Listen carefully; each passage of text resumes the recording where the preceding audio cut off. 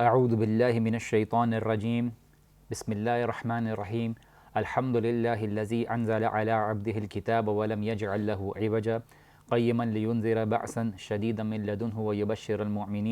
ویبشر المؤمنین الذین یعملون الصالحات ان لهم اجرا حسنا ماکثین فیہ ابدا وینذر الذین قالوا اتخذ اللہ ولدا ما لهم به من علم ولا لآبائهم كبرت كلمة تخرج من أفواههم إن يقولون إلا كذبا رب اشرح لي صدري ويسر لي أمري واحلل عقدة من لساني يفقه قولي سبحانك لا علم لنا إلا ما علمتنا إنك أنت العليم الحكيم اللهم ثبتنا عند الموت بلا إله إلا الله اللهم اجعلنا من الذين آمنوا وعملوا الصالحات وتواصوا بالحق وتواصوا بالصبر السلام علیکم ورحمۃ اللہ وبرکاتہ. Welcome back to the program the divine miracle. میں ہوں وجی الدین اور آج ہم کنٹینیو کریں گے سورۃ الکہف. جیسے ہم نے پچھلی پروگرام میں ہم نے سمجھا تھا سورۃ الکہف کی پہلی ورس کو، اور پہلی ورس میں ہم نے الحمدللہ الذی کے اوپر ہم نے غور کیا تھا، اس کی تفصیل کے اوپر بات کی تھی. ہم نے الحمدللہ کے الفاظ کو سمجھا تھا. ہم نے سورۃ الکہف میں جو فتنوں کا ذکر ہے اس کو ہم نے سمجھا تھا، اور اسی طرح سے ہم نے رسول اللہ صلی اللہ علیہ وسلم کے عبد ہونے پر اور کتاب کی بات کو سمجھا تھا. اسی طرح سے میں آپ کے سامنے واپس سے ترجمہ کرتا چلوں کہ اللہ تعالیٰ نے بولا تمام تعریفیں اور شکر اللہ سبحانہ و تعالیٰ ہی کے لیے ہیں، جس نے اپنے عبد رسول اللہ صلی اللہ علیہ وسلم پر کتاب اتاری اور اس کتاب کے اندر کوئی بھی ٹیڑھا پن نہیں رکھا. اللہ سبحانہ تعالیٰ نے جو الفاظ استعمال کیے ہیں اس میں عوج کے الفاظ استعمال کیے ہیں. عربی زبان میں عوج کسی طرف جھکنے کو، مائل ہونے کو کہا جاتا ہے، کہ اگر کوئی چھڑی ہے یا راڈ ہے یا کسی طرح کی لکڑی ہے اس میں سیدھا پن نہیں ہے، تھوڑا ٹیڑھا پن ہے. اللہ سبحانہ تعالیٰ یہاں پہ بتا رہے ہیں کہ اس کتاب قرآن مجید میں کوئی ٹیڑھا پن نہیں ہے. یہ ٹیڑھا پن نہ رکھتی ہے اور نہ کسی ٹیڑھا پن کو ٹیڑھا پن رہنے دیتی ہے. ہماری سوسائٹی میں اچھے برے کہنے کے لیے لوگوں کے بارے میں آج بہت سی خیالات ہیں، مورالٹیز جس کو انگلش میں کہا جاتا ہے. یہ مورالٹیز ڈفرینٹ طریقے سے پریویل ہو رہی ہیں ہماری سوسائٹی میں. قرآن بھی ہمیں ایک مورالٹی دیتا ہے اور یہ تمام دوسری غلط مورالٹیز کی کانسیپٹس کو اسٹریٹ کرتا ہے، ان کو درست کرتا ہے. اللہ سبحانہ تعالیٰ نے یہاں پہ قرآن میں ہمیں سورۃ الکہف کے اندر بھی موسیٰ علیہ السلام کے قصے میں جو ہے عوج کا ذکر کیا، جہاں پہ دیوار تھی جو ٹیڑھی تھی، اس کا ذکر بھی کر کے ہمیں کچھ قصے بیان کیے ہیں جس کو ہم انشاءاللہ تعالیٰ آگے سمجھیں گے. جب ایک ماں اپنے بچے کے لیے جھکتی ہے محبت سے، اس کو بھی عوج عربی زبان میں کہا جاتا ہے. قرآن میں کسی بھی طرح کا عوج نہیں ہے، ٹیڑھا پن نہیں ہے. اللہ سبحانہ تعالیٰ بتا رہے ہیں نہ یہ کسی فزیکل چیز کی طرف ہے، نہ کسی اسپریچول کانسیپٹ کی طرف بینٹ ہے، پر یہ اللہ سبحانہ تعالیٰ کی وحی ہے اور اللہ سبحانہ تعالیٰ کی طرف سے حق ہے، اور یہ لوگوں کو حق کی طرف بلاتی ہے اور کسی اور جھوٹے حق کہلانے والی چیز کی طرف اپنے آپ کو مائل نہیں کرتی، بلکہ یہ اللہ سبحانہ تعالیٰ کی کتاب جو اللہ تعالیٰ کا کلام ہے، اللہ سبحانہ تعالیٰ نے اس کو حق کے طور پہ اتارا ہے. اور یہ ایک ایسی چیز ہے جو ہر معاشرے میں ہر وقت میں لوگوں کے اعمال کو درست کرتی ہے، ان کے دلوں کو درست کرتی ہے. اور اسی لیے اللہ سبحانہ تعالیٰ نے اس میں جو الفاظ استعمال کیے کہ اس کے اندر اللہ سبحانہ تعالیٰ نے کسی بھی طرح کی کوئی ٹیڑھا پن نہیں رکھا. ہم جانتے ہیں کہ پچھلی کتابوں میں اللہ سبحانہ تعالیٰ نے ہمیں بیان بھی کیا ہے، قرآن میں اللہ تعالیٰ نے اس کتابوں میں جو تعلیمات اتاری لوگوں نے بعد میں اس کو بدل دیا، اس کی تعلیمات کو بدلنے کی کوشش کی اس حد تک کہ وہ کتابیں محفوظ نہیں رہیں. اور اسی لیے اللہ سبحانہ تعالیٰ نے اس کو ہمیں ذکر کیا ہے کہ کس طرح سے اللہ سبحانہ و تعالیٰ اس تعلیمات کو درست رکھتا ہے تاکہ قیامت تک تمہارے لیے ایک حجت قائم رہے، کہ کل کو تم یہ نہ کہو اللہ سبحانہ تعالیٰ کے سامنے کہ مجھے کوئی بات جو پہنچی میں اس کو سمجھنے سے قاصر تھا اور مجھے صحیح اور غلط کی بات نہیں رکھی. ان سمپل ورڈز اللہ سبحانہ تعالیٰ اس میں کسی طرح کی ڈیویشن اور گمراہی نہیں رکھی. جو انسان اپنے آپ کو اس کتاب کے ساتھ جوڑے گا وہ سیدھا ہو جائے گا. اور آگے اللہ سبحانہ تعالیٰ قیما لینذر، یہ اس میں ایک سیدھا پن ہے. یہ ایسی چیز ہے جو لوگوں کو روکتی ہے اور ایک جگہ پر رہتی ہے. قیام، کھڑا رہنا، سیدھا کھڑا رہنا، اللہ سبحانہ تعالیٰ کے سامنے عبادت کرنا، اس کو قیام کہا جاتا ہے. اللہ تعالیٰ نے کہا قیما لینذر کہ یہ قیم ہے، اس میں ایک ٹیڑھے پن سے پاک ہے اور یہ ہر طرح چیزوں کو سیدھا کر دیتی ہے. مثال کے طور پہ ایک آدمی کسی غلط کام کو صحیح سمجھتا ہے، جب وہ قرآن پڑھتا ہے تو اس کو پتہ چلتا ہے کہ میں جس چیز کو صحیح سمجھ رہا تھا، جو سوسائٹی میں مجھے صحیح بتا رہے تھے، وہ اصل میں غلط تھا. اللہ کی نظر میں وہ ایک غلط چیز ہے اور مجھے صحیح کیا ہے، مجھے قرآن کی بنسبت اس کو پتہ چل گیا۔ قوام، عدل، انصاف، ان چیزوں کے بارے میں کہا جاتا ہے۔ یہ کتاب اپرائٹ ہے، عدل کی طرح بلاتی ہے، فیئرنس کی طرح بلاتی ہے اور اس چیز کی حفاظت بھی کرتی ہے۔ اسی لیے ہمیں ایک اور چیز سمجھنے کی ضرورت ہے کہ اللہ سبحانہ و تعالیٰ یہاں پہ بتاتے ہیں لِيُنذِرَ بَأْسًا شَدِيد، کہ اللہ سبحانہ و تعالیٰ ڈراتے ہیں اس کتاب کے ذریعے بَأْسًا شدید، کہ بہت بڑی جنگ سے، بہت بڑے نقصان سے، بہت بڑے خطرے سے۔ اللہ سبحانہ و تعالیٰ ہمیں یہ اشارہ بھی دے رہے ہیں کہ جب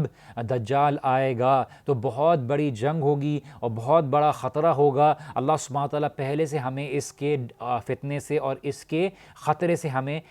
بتا رہے ہیں۔ اسی طرح سے اللہ سبحانہ و تعالیٰ ان کو ڈرا بھی رہے ہیں کہ اس کتاب کے ذریعے لِيُنذِرَ بَأْسًا شدید، کہ اللہ تعالیٰ اس کتاب میں ان لوگوں کو ڈراتے ہیں جو اہل کتاب ہیں، جو کفار ہیں، جو لوگ اللہ تعالیٰ کے راستے سے ہٹ گئے ہیں، کہ ان کو بہت بڑی جو ہے خطرے سے اللہ سبحانہ وتعالیٰ ڈراتے ہیں۔ جب ہم بحیثیت مسلمان اللہ سبحانہ وتعالیٰ کی تعلیم سے دور ہو جائیں گے تو اللہ سبحانہ وتعالیٰ کی طرف سے ہماری طرف اکنامک چیلنجز آئیں گے، ہماری طرف مالی چیلنجز آئیں گے، ہماری طرف بیماریاں آئیں گی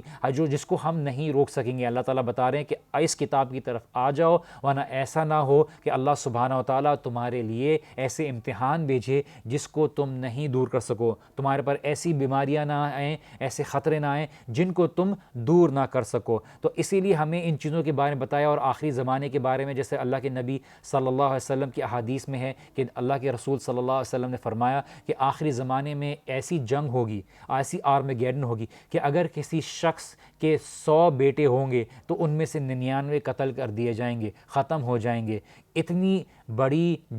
قتل و غارت ہوگی اس جنگ میں کہ امام مہدی کے آنے سے پہلے، اسی طرح سے جب حضرت عیسیٰ علیہ السلام کے آنے سے پہلے، اور اسی طرح سے جب دجال آئے گا تو کس طرح سے قتل و غارت اور مومنین کے ساتھ وہ ظلم کرے گا، اور ان کے معاشرے میں کس طرح سے ان کو غربت میں مبتلا کرے گا۔ لیکن جو چیز مومنین کو تھامے ہوئی ہوگی اور جو چیز مومنین کو ڈٹے رکھنے والی ہوگی وہ اللہ کی کتاب ہوگی، اور اللہ سبحانہ و تعالیٰ کی جو ہے مدد ان کی طرف آئے گی۔ لِيُنذِرَ بَأْسًا شَدِيد، اللہ تعالیٰ کہتے ہیں کہ بہت بڑے خطرے سے ڈرانے والا، اللہ سبحانہ تعالیٰ بہت بڑے خطروں سے ڈرانے والا ہے ہمیں، تاکہ ہم کسی ایسے خطرے میں نہ پڑیں۔ اور سب سے بڑا خطرہ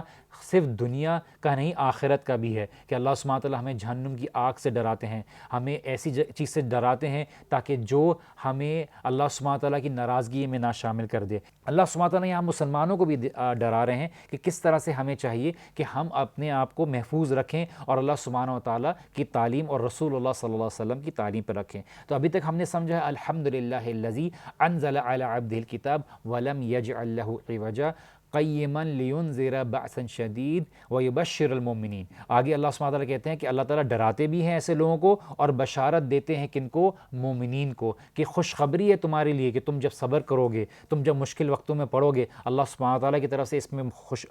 تمہارے لیے بشارت بھی ہے کہ تم صبر کرو اور اللہ تعالیٰ تمہیں ایسی نعمتیں دینے والا ہے جس کا تم خیال بھی نہیں کر سکتے۔ اس لیے اللہ تعالیٰ قرآن میں کہتے ہیں سورہ سجدہ میں تتجافى جنوبهم عن المضاجع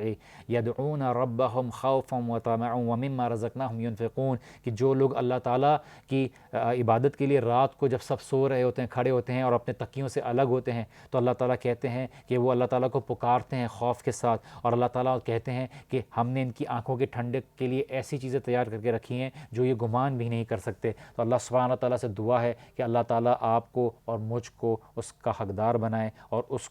عمل کو کرنے کی توفیق عطا کرے۔ لیکن ایک وقت ایسا آئے گا جب دجال کا ہوگا جہاں پہ ہمیں صرف اللہ سبحانہ تعالیٰ کے راستے کو پکڑنے کا ہوگا، نہ یہ کہ دجال کو بھی پکڑیں اور وہاں سے اللہ سبحانہ تعالیٰ کی طرف سے بھی ہمیں مدد آئے۔ یا تو آپ حق کے ساتھ ہیں یا باطل کے ساتھ ہیں، اور وہ وقت بہت ہی مشکل ہوگا مسلمانوں کے اوپر کہ مالی طور پر، جسمانی طور پر، روحانی طور پر، اور جو اپنے آپ کو تیار کر کے رکھے گا اور اس سورہ سے جو تعلیمات حاصل کر کے رکھے گا وہی ہوگا جو فلاح پائے گا اور کامیاب ہوگا۔ یہ ہمارے سورۃ الکہف کا ایک بیسک میسج ہے، جس میں ہمیں اللہ سبحانہ و تعالیٰ نے بتایا کہ کس طرح سے تمہارے پر یہ مشکلات آئیں گی. اور جیسے ہم نے احادیث بھی بار بار شیئر کرتے ہیں، ہم یہ مینشن اس لیے کرتے ہیں، اس کا ذکر بار بار کرتے ہیں کہ ہمیں اللہ سبحانہ و تعالیٰ کا شکر ادا کرنا چاہیے کہ اللہ تعالیٰ نے ہمیں یہ تعلیم دی تاکہ ہم کم از کم صحیح غلط وقت پر کر کے آ سکتے ہیں. یہ اللہ سبحانہ و تعالیٰ کی طرف سے جو ہماری بہت بڑی نعمت ہے اسلام. اور اس سورۃ الکہف میں جو ہمیں ذکر کیا گیا ہے کہ شکر ادا کرنا، اللہ سبحانہ و تعالیٰ کا تعریف بیان کرنا، جیسے کہ ہم نے پچھلے پروگرام میں کہا تھا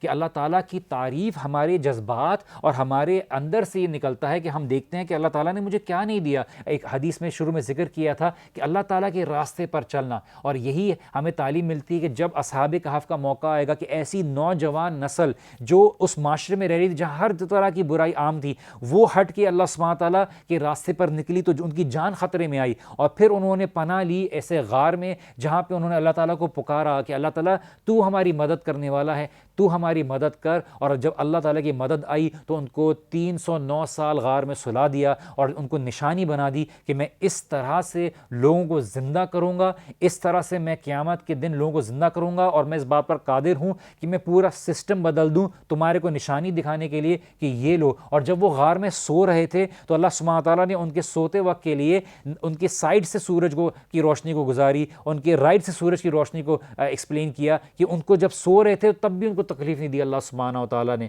اور ان کو نشانی بنا کے رکھا کہ لوگوں کے لیے ایمان کا ذریعہ بنا. اور جیسے ہم نے بات کو ذکر کیا تھا کہ جس زمانے میں کچھ کرسچن ریسورسز کے اندر یہ قصہ نقل کیا گیا ہے اور ہم اس کو صرف اپنی تعلیمات کے لیے تاکہ ہم بہتر طریقے سے اس قصے کو سمجھ سکیں ہم بیان کر رہے ہیں، کیونکہ اللہ تعالیٰ نے تو اس کو بیان کر دیا لیکن اس کی تفصیل ہمیں باقی ریکارڈ سے ملتی ہے، اللہ کے نبی صلی اللہ علیہ وسلم نے بیان کی، اور ہم اس کو مزید سمجھتے ہیں کہ کس طرح جو قرآن سے کانٹرڈکٹ نہیں کرتا، اللہ کے رسول کے کلام سے کانٹرڈکٹ نہیں کرتا، کہ کس طرح سے ان کو جھوٹے معبودوں کی طرف ان کے بادشاہ نے بلانے کی کوشش کی تو انہوں نے اس سے انکار کیا، اور انہوں نے ان کو جو ہے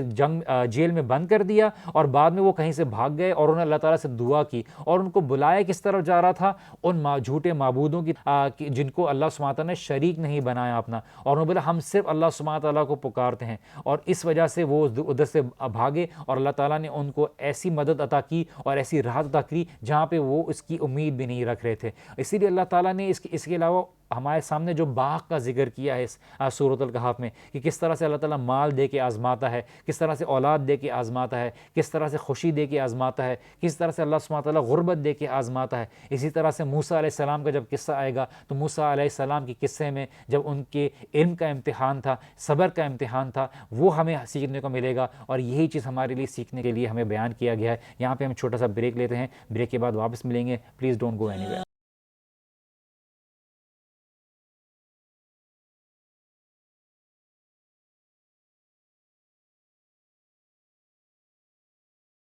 السلام علیکم ورحمۃ اللہ وبرکاتہ. بریک میں جانے سے پہلے ہم اللہ کے نبی صلی اللہ علیہ وسلم کی کچھ اقوال شیئر کر رہے تھے اور فتنوں کے بارے میں کچھ ذکر کر رہے تھے. اس پروگرام میں فتنوں کا بار بار ذکر کرنے کا مقصد یہ ہے کہ ہم اس کی شدت اور اس کے امتحان کی سختی کے بارے میں بیان کریں کہ کس طرح سے اللہ کے نبی صلی اللہ علیہ وسلم نے ہمیں تیار کیا، ذہنی طور پر تعلیم دی اس بارے میں کہ تم تیار ہو جاؤ کہ ایسے امتحان آئیں گے جب تمہارے علم کا امتحان ہوگا، تمہارے مال کا امتحان ہوگا، تمہاری سوچ کا امتحان ہوگا، تمہارے ایمان کا امتحان ہوگا. اسی لیے ایک دفعہ اللہ کے نبی صلی اللہ علیہ وسلم سو رہے تھے اور اٹھے اور انہوں نے خواب میں دیکھا، اور انبیاء کے خواب جو ہیں وہ سچے ہوتے ہیں. انہوں نے فرمایا سبحان اللہ ماذا انزل اللیلۃ من الفتن، کہ کیا اللہ سبحانہ تعالیٰ کی پاکیزگی بیان کی اور بیان کیا کتنی بڑی رات ہے کہ اس دن فتنے جو ہیں کھول دیے گئے. وماذا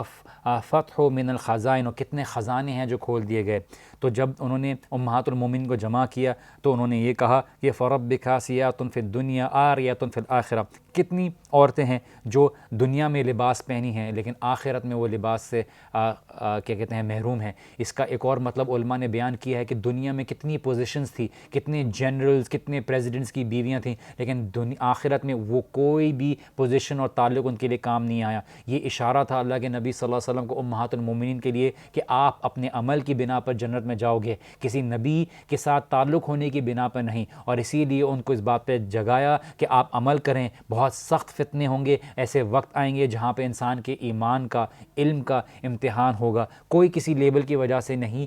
بچایا جائے گا، اور نہ کسی لیبل کی وجہ سے اس کو پکڑا جائے گا، لیکن وہ اپنے عمل کی وجہ سے ہی اللہ سبحانہ وتعالیٰ کے حضور حاضر ہوگا اور اس کی عمل کا اس سے جواب ہوگا۔ اور اسی طرح سے اللہ کے نبی صلی اللہ علیہ وسلم کے دجال کے بال بہت کرلی ہوں گے، اس کی ایک آنکھ ہوگی جو صحیح ہوگی اور دوسری آنکھ اس کی بالکل نہ بلج کر رہی ہوگی نہ بالکل اندر ہوگی، اور وہ جنت اور جہنم لے کے آئے گا، جو اس کی جنت ہوگی وہ اصل میں جہنم ہوگی، اور اس کی جو جہنم ہوگی وہ اصل میں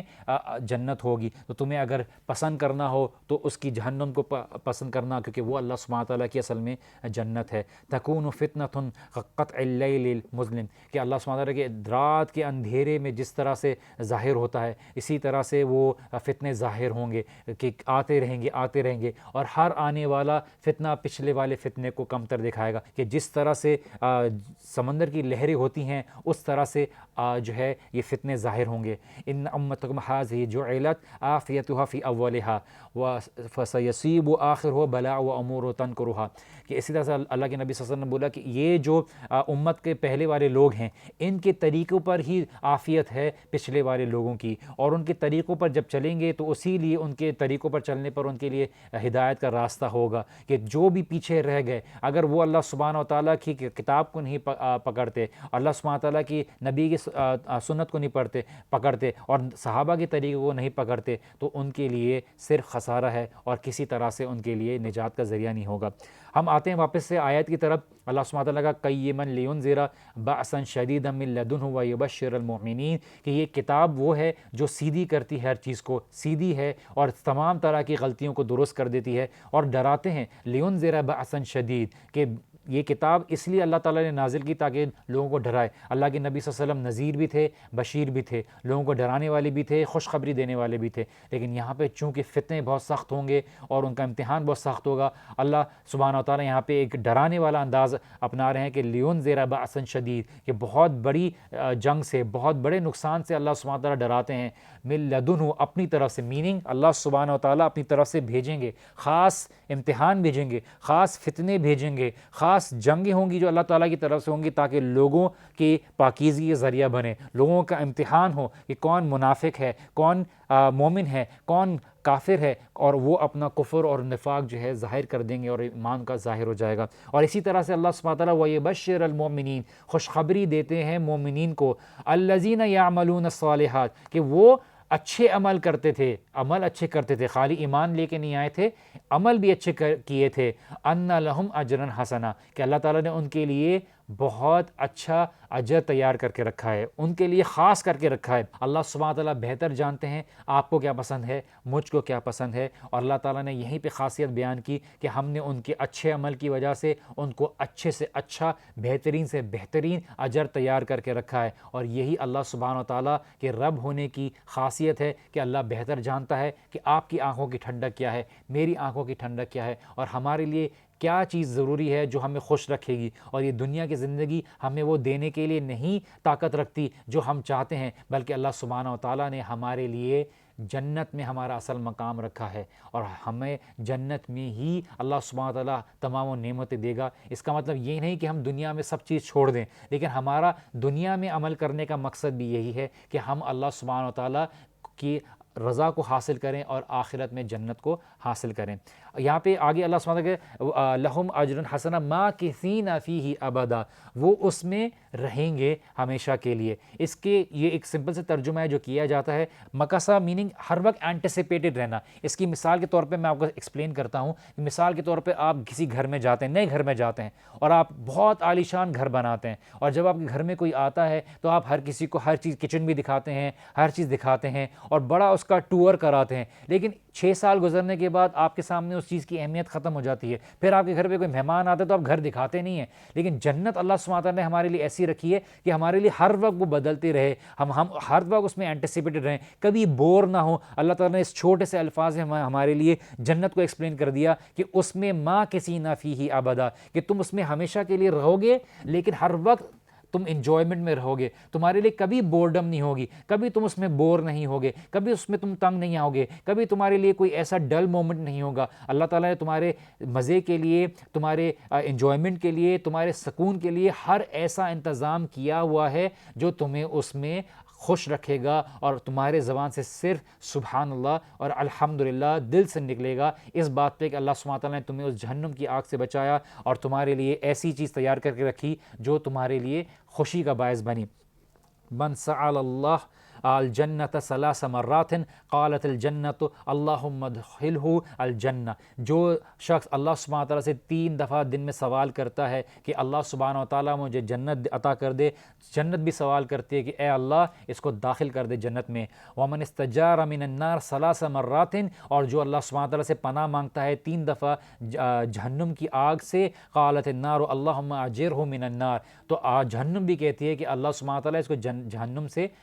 پناہ عطا کر دیں۔ ان اہل الجنت لترعون الغرف فی الجنت کما تترعون الکوکب فی السماء، کہ نیچے والے درجوں کے جو جنت والے ہوں گے وہ اوپر والے جنت والوں کو کہ ایسے دیکھیں گے جس طرح سے آپ ستاروں کو دیکھتے ہیں۔ اللہ سبحانہ تعالیٰ نے یہاں پہ کتنی خوبصورتی ہمارے لیے بیان کی ہے۔ ہم جنت کو حاصل کرنے والے بنیں، ہم اس بات کو یقینی طور پر مانیں کہ اللہ سبحانہ و تعالیٰ نے دنیا کو وقتی طور پر بنایا ہے اور ہمارے لیے ایک ہمیشہ ہمیشہ کی زندگی ہے، کیونکہ ہم چاہے جتنی زندگی گزار لیں یہاں پر، اللہ سبحانہ و تعالیٰ نے ہمارے دل میں یہ حقیقت ڈالی ہوئی ہے کہ ہم ہر چیز نہیں حاصل کر سکتے، ہمیں دنیا ہر وقت وہ نہیں دے سکتی جو ہماری خواہش ہر وقت طلب کرتی ہے۔ ہمیں کچھ بھی مل جائے گا، ہم تھوڑے عرصے بعد اس سے بور ہو جائیں گے اور ہم ایک نئی چیز چاہیں گے، اور یہی چیز اللہ سبحانہ تعالیٰ ہمیں بتاتے ہیں اور خوشخبری بھی دیتے ہیں اور ساتھ میں ڈراتے بھی ہیں۔ وَيُنذِرَ الَّذِينَ قَالُوا اتَّخَذَ اللَّهُ وَلَدًا، کتنی بری بات ہے کہ کچھ لوگوں نے یہ کہا کہ، اور ان کو بھی ڈراتا اللہ سبحانہ تعالیٰ کہ آگے اللہ تعالیٰ کہتے ہیں الَّذِينَ قَالُوا اتَّخَذَ اللَّهُ وَلَدًا، کہ اللہ سبحانہ تعالیٰ نے بیٹا لے لیا ہے، اللہ تعالیٰ نے بیٹا لے لیا ہے۔ کہ اللہ سبحانہ و تعالیٰ انسانوں کی طرح محدود ہے؟ کیا انسانوں کی طرح اللہ تعالیٰ کو کیا بیٹے کی ضرورت ہے؟ کیا انسانوں کی طرح اللہ تعالیٰ کہیں جانے والے ہیں؟ انسان مرتا ہے، انسان زندگی میں تھوڑے وقت کے لیے آتا ہے اور اس کے بیٹے اس کی جگہ لیتے ہیں، اس کی اولاد اس کی جگہ لیتے ہیں۔ اللہ سبحانہ تعالیٰ تو کہیں نہیں جانے والے، اللہ سبحانہ تعالیٰ تو کبھی نہیں ان کو موت آنے والی، وہ تو الحی ہیں، ہمیشہ زندہ رہنے والے ہیں، ہمیشہ باقی رہنے والے ہیں۔ تو اللہ سبحانہ تعالیٰ کے ساتھ اتنی بڑی جو نسبت کی ہے بیٹے کی، اس کے بارے میں اللہ تعالیٰ بتاتے ہیں کہ ان کو بھی ڈراتے ہیں، یعنی وہ عیسائی ہیں، وہ اہل کتاب ہیں جن کو اللہ سبحانہ تعالیٰ ڈراتے ہیں۔ وَيُنذِرَ الَّذِينَ قَالُوا اتَّخَذَ اللَّهُ وَلَدًا، کہ ان کو ڈرائیں کہ تم نے اتنی بڑی بات کہی کہ جس کی وجہ سے آسمان اور زمین ہل گئے، کہ اللہ تعالیٰ کا کوئی بیٹا ہے؟ کہ اللہ تعالیٰ کا بیٹا کیسے ہو سکتا ہے جب اللہ تعالیٰ نے کوئی اپنے لیے کوئی اسپاؤس یا بیوی نہیں لی؟ کہ اللہ سبحانہ تعالیٰ کے ساتھ تم ایسی صفات رکھتے ہو کہ اللہ تعالیٰ کے بارے میں کہتے ہو کہ اللہ تعالیٰ کو کسی بیٹے کی ضرورت ہے؟ یہ اتنا بڑا کلام ہے جو تم اللہ سبحانہ تعالیٰ کے بارے میں کہتے ہو۔ اور یہاں پر ہم چھوٹی سی بریک لیں گے، بریک کے بعد واپس آتے ہیں، please don't go any where.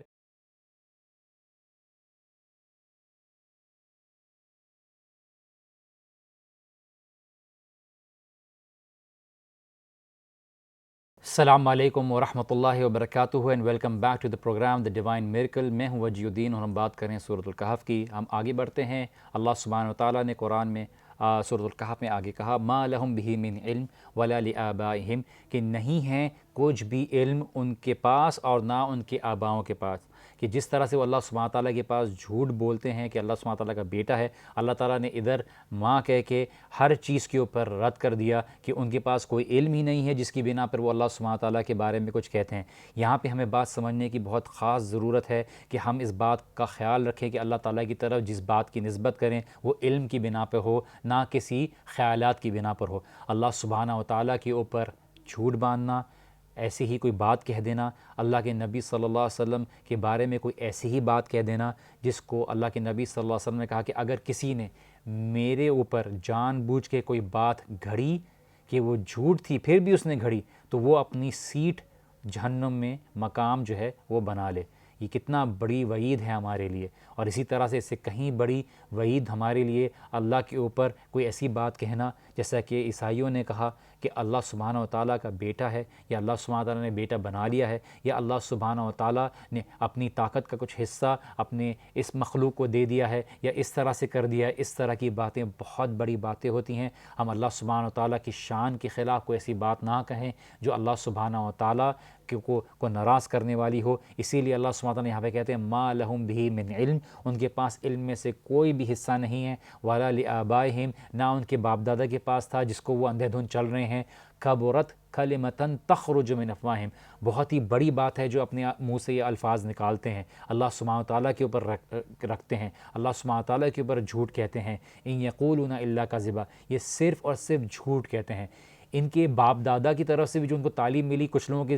کے کلچرز میں یہ بہت فخر کی بات ہوتی ہے کہ ہمارے باپ دادا کی طرف سے ہمیں ایسے تعلیم ملی ہے جس کو ہم آگے اپنی جنریشن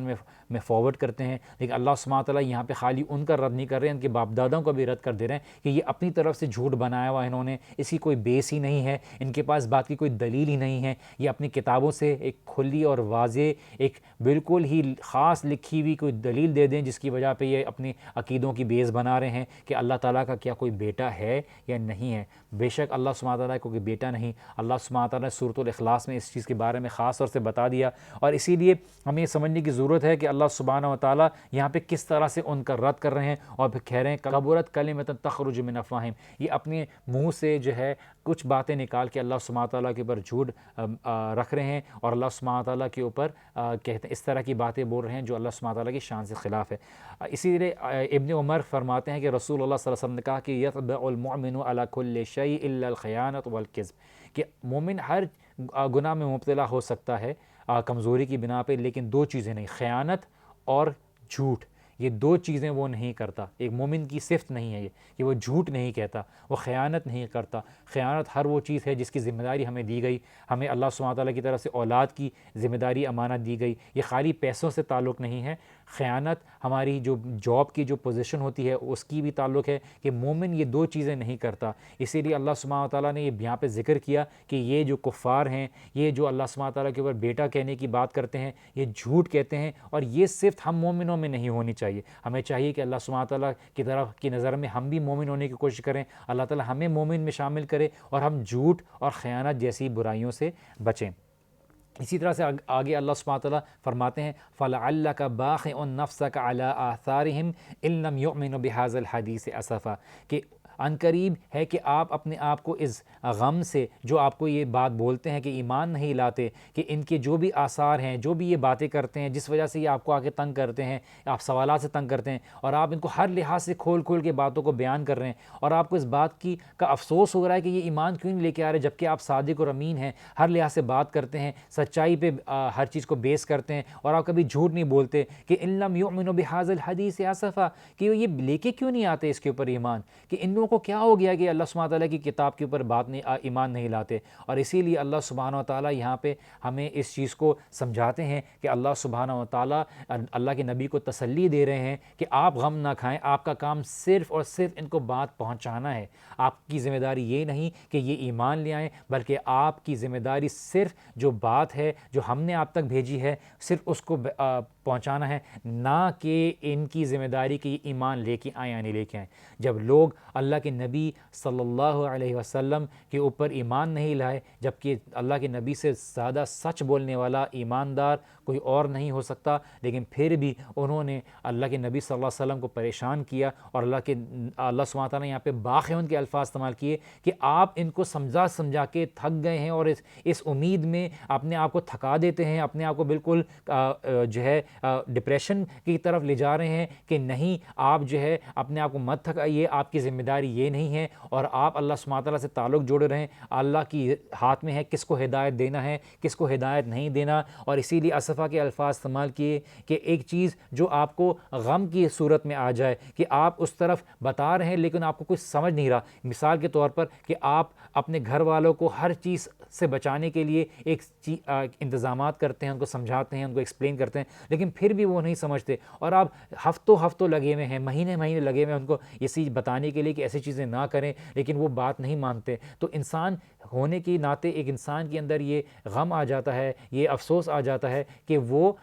کیوں نہیں سمجھ رہے، جبکہ میں ان سے محبت کرتا ہوں، ان کو بتاتا ہوں، ان کی خیر خواہی چاہتا ہوں۔ اللہ کے نبی صلی اللہ علیہ وسلم اللہ کے ساتھ تعلق بہت مضبوط تھا، لیکن پھر بھی اللہ کے نبی صلی اللہ علیہ وسلم جب سمجھاتے تو لوگوں کی ریاکشن دیکھ کے اللہ کے نبی صلی اللہ علیہ وسلم کو اس بات کو فیل ہوتا کہ یہ بات کیوں نہیں مان رہے۔ اس پر اللہ کے نبی صلی اللہ علیہ وسلم کو تسلی دی کہ آپ اپنے آپ کو مت تھکائیے، آپ اپنے آپ کو اس سیڈنس میں مت شکار کریے، آپ کی ذمہ داری ان کو خالی بتانا ہے، یہ نہیں مانتے ان کا اپنا نقصان ہے، آپ اپنے آپ کو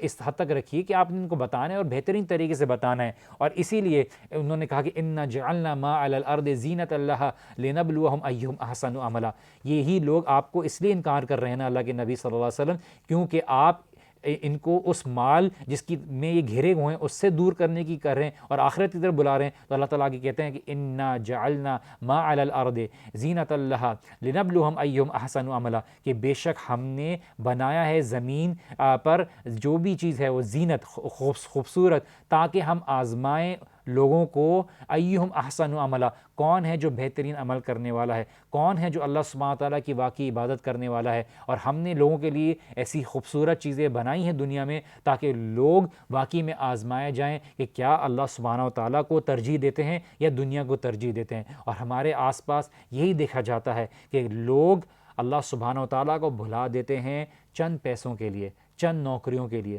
چند خوبصورت چیزوں کے لیے، چند اولادوں کے لیے، کچھ گاڑیوں کے لیے، کچھ عزت کے لیے، کچھ طاقت کے لیے، کچھ سیاسی پوزیشنوں کے لیے۔ صرف اللہ سبحانہ و تعالیٰ جو کہ سب کچھ دینے والا ہے، اللہ تعالیٰ سب کچھ عطا کرنے والا ہے، لیکن انسان ناشکر ہے، ناشکری کرتا ہے اللہ سبحانہ و تعالیٰ کی اور بھول جاتا ہے کہ اس کو اصل میں دینے والا کون ہے۔ اللہ تعالیٰ نے دنیا کی طرف زینت کے الفاظ استعمال کیے کہ ہم نے اس کو بنایا ہے کسی وجہ سے خوبصورت، اور اللہ تعالیٰ نے اس کے اندر خوبصورتی رکھی ہے تاکہ تم آزمائے جاؤ۔ اللہ سبحانہ تعالیٰ نے بتایا لیکن تم میں سے بہترین وہ ہوگا جو اچھے عمل کرے گا، جس کے عمل احسن ہوں گے۔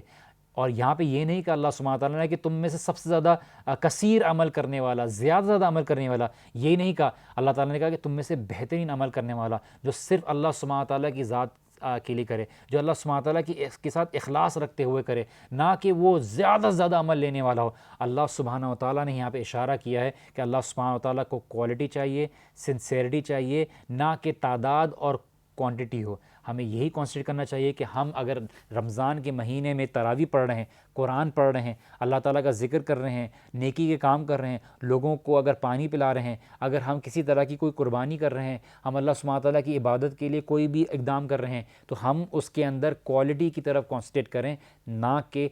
کوانٹٹی کی طرف۔ ہمیں یہ بات سمجھنے کی ضرورت ہے کہ اللہ تعالیٰ کو ہماری تعداد عمل کی نہیں اس سے مطلب، بلکہ اللہ سبحانہ کو ہمارے اخلاص اور ہمارے خلوص جو ہمارے اندر ہوتا ہے اور اس کے اندر جو ایک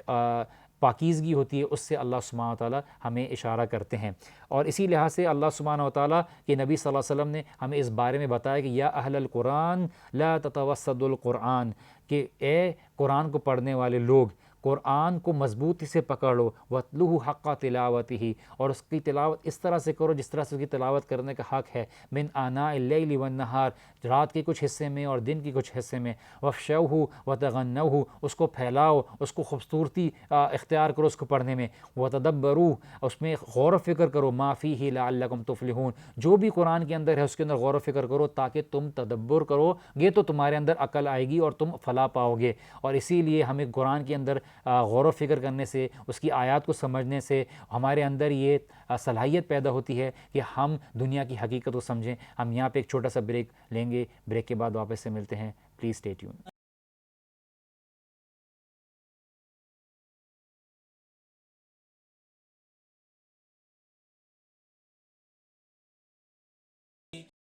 السلام علیکم ورحمۃ اللہ وبرکاتہ and welcome back to the program the divine miracle. اور ہم بات کر رہے ہیں سورۃ الکہف کے اوپر، اور سورۃ الکہف کی آیات کو ہم نے کچھ ڈسکس کیا، اور ہم نے یہ بات کی کہ اللہ سبحانہ تعالیٰ نے کس طرح سے دنیا کو زینت بنایا ہے، دنیا کے اندر جو چیزیں ہیں اس کو زینت بنایا ہے، خوبصورت بنایا ہے، کہ تاکہ انسان کو آزما سکیں کون ہے جو اللہ سبحانہ تعالیٰ کے سامنے اچھے عمل کرنے والا ہے۔ مزید آگے اللہ سبحانہ تعالیٰ کہتے ہیں وَإِنَّا لَجَاعِلُونَ مَا عَلَيْهَا صَعِيدًا جُرُزًا، کہ اللہ سبحانہ تعالیٰ نے جو بھی زمین کے اوپر ہے اس کو اللہ سبحانہ تعالیٰ نے کیا بنایا ہے کہ صعیداً جرزا، کہ ایسے صعیداً کا مطلب ہوتا ہے کہ ایسی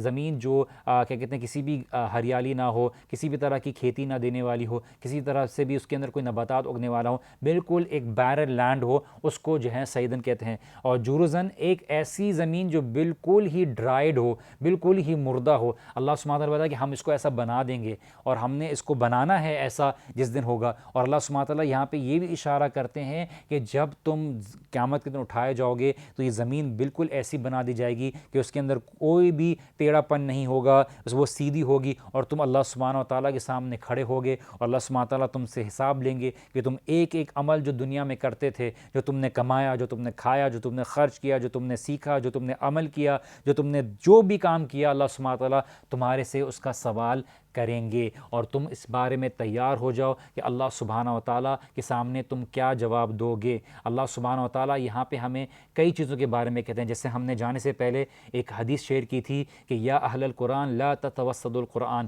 کہ بار بار اللہ کے نبی کس طرح سے ہمیں اس بات کے اوپر اہمیت بتاتے ہیں اور اس کی اہمیت بتاتے ہیں، اور ہم پہ اس بات پہ ایمفیسس کرتے ہیں کہ آپ قرآن کو اچھی طریقے سے پڑھو اور اس کو مضبوطی سے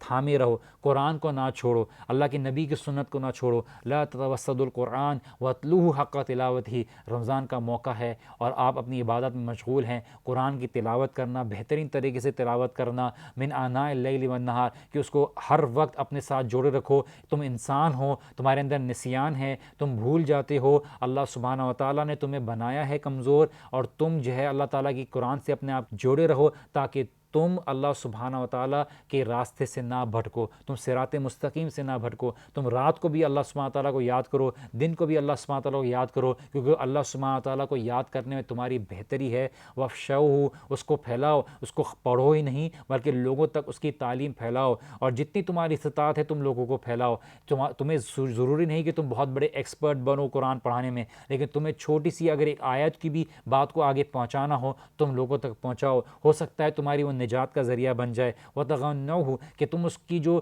تلاوت ہے اس کو اپنی استطاعت کے مطابق، اپنی طاقت کے مطابق اس کو خوبصورت کرنے کی کوشش کرو۔ ضرور نہیں کہ تمہاری آواز جو ہے وہ بہترین ہونی چاہیے، لیکن اللہ سبحانہ تعالیٰ کو یہ بہت پسند ہے یہ بات کہ تم اپنے حساب سے اس کو جتنی خوبصورت کرنے کی کوشش کر سکتے ہو وہ کوشش کرو۔ وَتَدَبَّرُوا، اس کے اوپر غور و فکر کرو، اس کے اوپر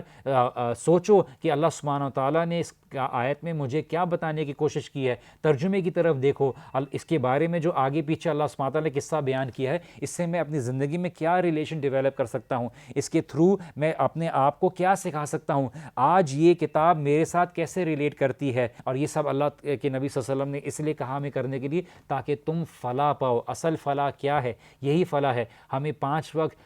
نماز کے لیے حی علی الفلاح کی آواز آتی ہے کہ آؤ کامیابی کی طرف، ہم کتنا دھیان دیتے ہیں؟ کیا صرف ہم رمضان میں ہی اس بات کے بارے میں سوچتے ہیں؟ اب الحمدللہ اگر اللہ تعالیٰ ہمیں رمضان میں بھی کرنے کی توفیق دے رہا ہے تو یہ اللہ تعالیٰ کا بہت بڑا کرم ہے، لیکن ہمیں چاہیے کہ ہم خالی رمضان کے موقع پر اپنے آپ کو نہ مسلمان بنائیں صحیح طرح کے، بلکہ ہمارا جو پورے سال کا جو روٹین ہونا چاہیے، چاہے ہم کتنے بھی مصروف ہوں، ہم تھوڑا وقت اللہ سبحانہ تعالیٰ کی عبادت میں اپنے آپ کو خاص کریں، قرآن کو پڑھنے کی توفیق کریں، 5 وقت کی نمازوں کو جاری رکھیں، اور اسی میں ہمارے لیے کامیابی اور فلاح ہے۔ ہم جتنا بھی انکار کرنے کی کوشش کریں، جتنا بھی اپنے آپ کو دھوکے میں ڈالنے کی کوشش کریں، ہماری اصل کامیابی اللہ سبحانہ وتعالیٰ کی یاد میں ہے، اور اللہ سبحانہ وتعالیٰ ہی کی عبادت میں ہے، اور اللہ سبحانہ تعالیٰ کی اطاعت میں ہے۔ اور اسی لیے وَأَطِیعُوا اللَّهَ وَأَطِیعُوا الرَّسُولَ، کہ اللہ کی اطاعت کرو اور اللہ کے رسول کی اطاعت کرو، اور جبھی تم فلاح پاؤ گے، اور یہی ہماری ٹرو سکسیس اور ہماری ٹرو کامیابی کا ذریعہ ہے۔ ہم نے یہاں پہ اب تک جو سمجھا ہے وہ اللہ کی تعریف کے بارے میں اور شکر کے بارے میں سمجھا ہے۔ ہم نے یہ سمجھا ہے کہ اللہ تعالیٰ نے جو کتاب اتاری ہے یہ ہمارے لیے اصل میں شکر کا ذریعہ ہے، اور ہمارے لیے اصل میں جو ہے ایک نعمت ہے جس کو ہمیں شکر ادا کرنا چاہیے۔ ہم نے یہ بھی دیکھا کہ اللہ سبحانہ تعالیٰ نے قرآن کے بارے میں بتایا کہ بالکل یہ سیدھی ہے اور سیدھے راستے کی طرف بلاتی ہے اور تمام ٹیڑھے راستوں کو سیدھا کر دیتی ہے، اس میں کوئی ٹیڑھا پن نہیں ہے۔ اللہ سبحانہ تعالیٰ اس میں کوئی ٹیڑھا پن نہیں رکھا کہ کوئی بھی اس کو پڑھے گا تو یہ جان لے گا کہ اللہ تعالیٰ کی کتاب ہے، اللہ تعالیٰ کا کلام ہے۔ ہم نے اس نے یہ بھی سمجھا کہ یہاں اس قرآن کے ذریعے اللہ سبحانہ تعالیٰ ڈراتا ہے لوگوں کو، جو لوگ اللہ سبحانہ تعالیٰ کے اوپر جھوٹ باندھتے ہیں. کس چیز کے لیے ڈراتا ہے؟ بحثاً شدید، بہت بڑی ایسے امتحان آنے والے ہیں جس کے اوپر تم جو ہے آزمائے جاؤ گے. اللہ تعالیٰ نے زمین کے اوپر جو بھی رکھا ہے ہمیں زینت، وہ ہمیں امتحان کے لیے رکھا ہے. اور اسی طرح سے ہم یہ سمجھ لیں کہ اللہ سبحانہ تعالیٰ کے دین میں ہی ہماری کامیابی ہے، اور اللہ سبحانہ تعالیٰ کے دین میں ہی چلنا ہماری اصل فلاح کا باعث ہے. ہم یہاں پہ اپنے پروگرام کا اختتام کرتے ہیں. انشاءاللہ تعالیٰ نیکسٹ ایپیسوڈ میں ملیں گے. Please keep watching the divine miracle. میں ہوں وجیہ الدین. بارک اللہ علی ولکم. السلام علیکم ورحمۃ اللہ وبرکاتہ.